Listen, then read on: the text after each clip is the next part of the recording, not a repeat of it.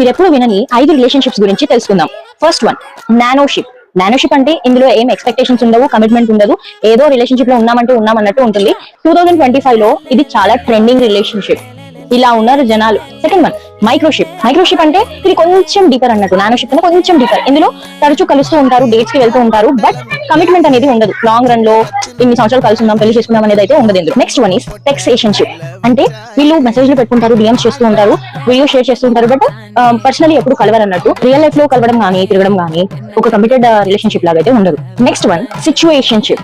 Situationship అంటే ఇది friends కన్నా ఎక్కువ అండ్ ఒక కమిటెడ్ రిలేషన్షిప్ కన్నా తక్కువ. అంటే కంప్లీట్ కమిటెడ్ ఉండరు, లవ్ చేస్తున్నాం అన్నట్టు ఉండరు, అండ్ ఫ్రెండ్స్ లాగా కూడా ఉండరు, కొంచెం క్లోజ్ గా ఉంటారు, ఫ్రెండ్స్ కన్నా ఎక్కువ మూవ్ ఆన్ అవుతూ ఉంటారు.